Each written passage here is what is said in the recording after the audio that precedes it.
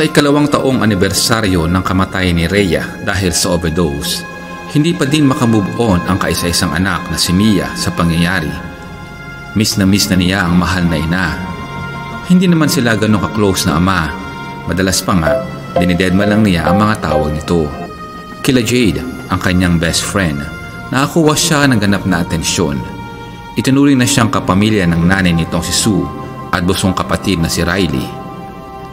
Mayroong bagong bidyong post ang kanilang katropa. Maintriga at medyo hindi ka panipaniwala. Kasama si Riley, pinuntahan nila ito sa venue ng tropa ng gabi din ngayon. Sumunod din si Daniel, ang boyfriend ni Jade na dating boyfriend ni Mia.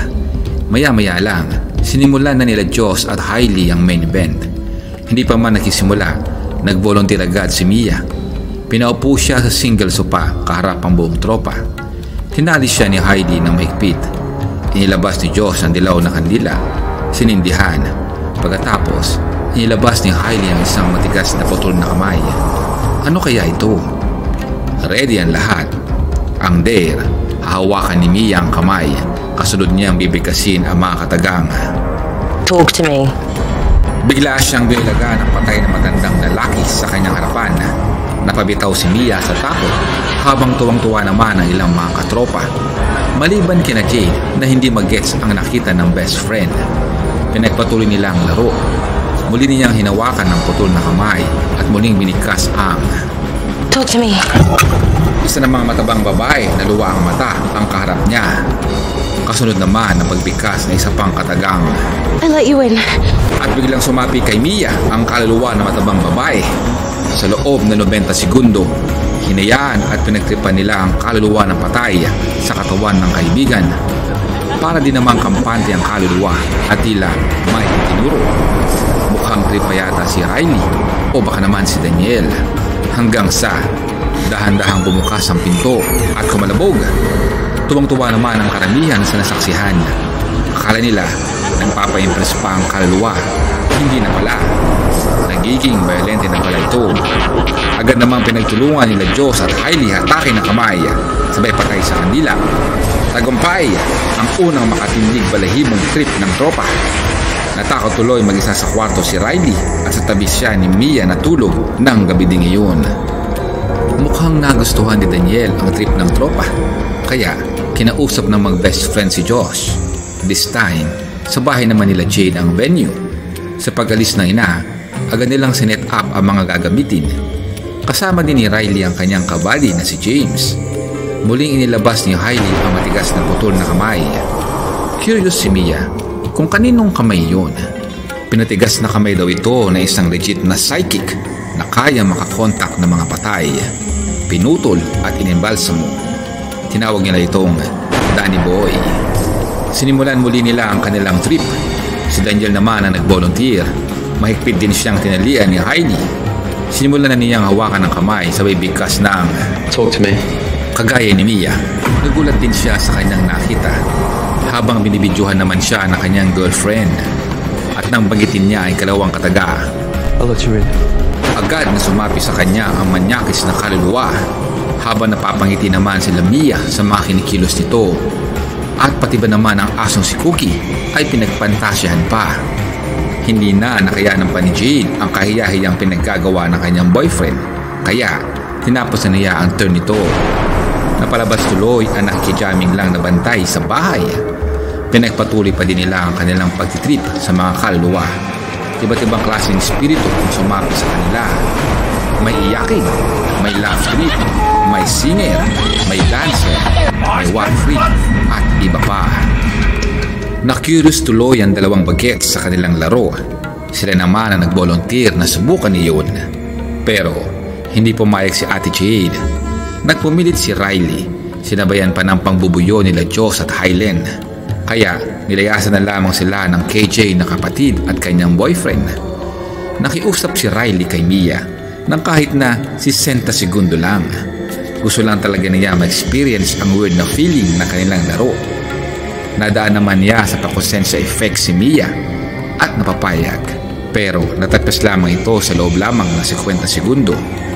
Excited naman ang minor de edad sa pagsabak At nang simulan na nila ang laro at hawakan ni Riley ang putol na kamay at bagitin ng kataga, Talk to me.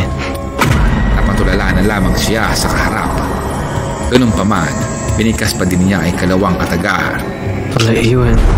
Nag-start na din ang 50 segundong timer. Maya-maya, biglang umiyak si Riley at nagsorry sa harap ni Mia. Kaluluwa pala ni Rhea, ang kanyang ina, ang sumapi kay Riley. Sakto din naman, tapos na ang 50 segundong palugit ni Riley para bitawan ang kamay. Pero pinigilan sila ni Mia. Gusto pa niya makausap ang ina. Hanggang biglang inuntog ni Riley ang sariling ulo sa mesa at tinangkapang dukutin ang sariling mata. Dagli ang pumasok si Jade at nakita niya ang dugoang mukha ng bunsong kapatid. Agad niya itong kanilagan. Nawalan ng malay ang batang si Riley. Natulala naman si Mia sa peligrong nangyari. Naglakad siya papalayo, bakas ang dugo ni Riley sa kanyang mga kamay. Dumating ang mga pulis at silang lahat ay kinausap at tinanong. Lahat naman sila ay nagsinungaling sa totoong nangyari. Tinakbo si Riley sa ospital habang si Mia naman ay bumalik sa kanilang bahay, bit-bit ang isang bag. Nasa loob pala nito ang putol na kamay. Pinuntahan niya sa ospital si Riley pero hinarap lamang siya ni Sue at pinagtabuyan sa galit. Sa salamin, nakita niya ang refleksyon ng kanyang ina.